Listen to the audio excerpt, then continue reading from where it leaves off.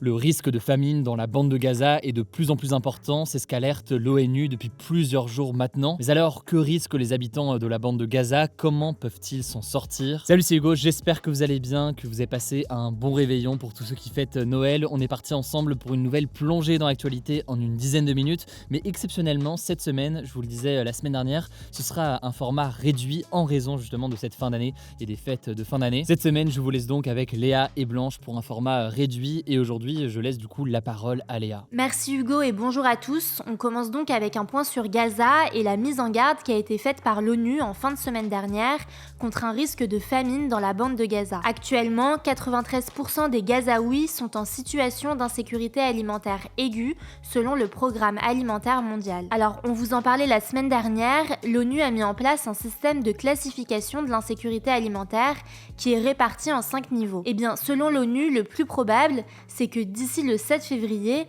environ la moitié de la population à Gaza se trouve dans la phase d'urgence qui comprend une malnutrition aiguë très élevée et une surmortalité. Par ailleurs, au moins une famille sur 4, soit plus de 500 000 personnes, pourrait être confrontée à la phase 5, donc à des conditions catastrophiques. Alors, pour l'ONG Action contre la faim, la déclaration faite par l'ONU concernant la menace de la famine à Gaza est, je cite, un tournant car il n'y a eu que 4 déclarations de famine ces dernières décennies. Une pour le Soudan du Sud en 2017, une pour la Somalie en 2011, une pour la Corée du Nord en 1995 et une pour l'Éthiopie en 1984. Mais alors, quels sont les risques d'une telle famine dans la bande de Gaza? Eh bien, selon l'Organisation mondiale de la santé, la famine pourrait provoquer plus de maladies, en particulier chez les enfants, les femmes enceintes, celles qui allaitent et les personnes âgées. Ça pourrait donc mener à plus de morts à Gaza. À noter qu'avant le 7 octobre, 2/3 des Gazaouis dépendaient de l'assistance humanitaire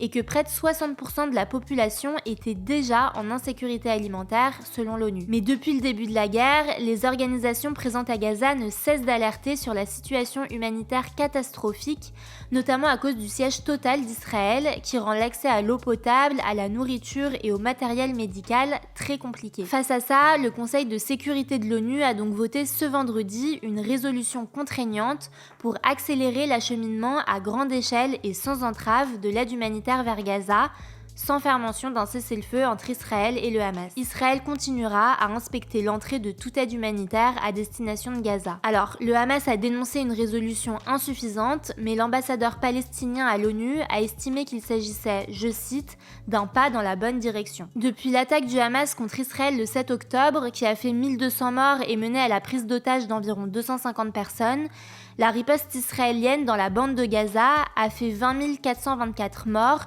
selon le ministère de la Santé de Gaza, qui est contrôlé par le Hamas et qui est la seule source disponible sur place. On verra comment la situation évolue. On poursuit avec le reste de l'actualité en bref. Première actu, la ville de Bethléem, qui est située sur le territoire palestinien de Cisjordanie, a décidé d'annuler la majorité des célébrations de Noël en solidarité avec les Palestiniens de la bande de Gaza. Selon la tradition chrétienne, Bethléem est le lieu de naissance de Jésus-Christ. Donc cette année à Bethléem, les décorations ont été retirées, les parades ont été annulées, et alors que des milliers de pèlerins viennent généralement du monde entier pour les fêtes de fin d'année, il n'y a pas de touristes cette année. Lors de sa messe de Noël, le pape François a déclaré « Notre cœur ce soir est à Bethléem » et il a apporté son soutien aux victimes de la guerre entre Israël et le Hamas. Deuxième actu, en France, les policiers municipaux ont été appelés à faire grève pour Noël et le Nouvel An par plusieurs syndicats. Alors les policiers municipaux, ce sont ceux qui sont chargés d'assurer la sécurité et le maintien de l'ordre dans les villes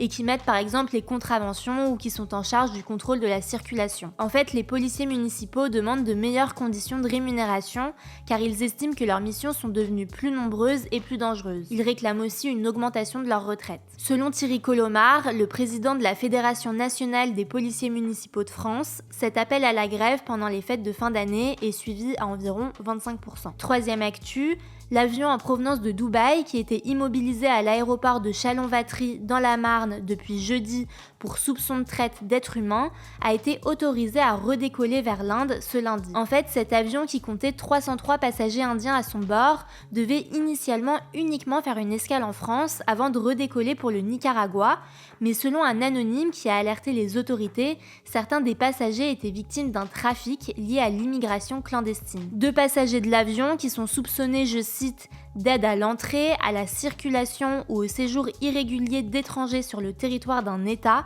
ont été présentés à un juge. Et on finit avec cette actu, l'Ukraine a fêté Noël ce lundi 25 décembre et c'est une première. En fait, jusqu'à présent, les Ukrainiens fêtaient Noël le 7 janvier car ils suivaient les traditions de l'église orthodoxe russe. Le président ukrainien Volodymyr Zelensky avait officialisé le déplacement des célébrations de Noël du 7 janvier au 25 décembre en juillet dernier. En fait, il s'agit d'un changement assez symbolique parce que c'est une façon pour l'Ukraine de prendre ses distances avec la Russie. Merci beaucoup Léa pour ces actualités dans le cadre donc de ce format spécial avec les fêtes de fin d'année. Je vous souhaite d'ailleurs une excellente fin d'année. Courage au passage à tous ceux qui travaillent ou qui sont seuls en cette fin d'année. Prenez soin de vous, prenez soin de vos proches et on se dit à demain pour une nouvelle vidéo.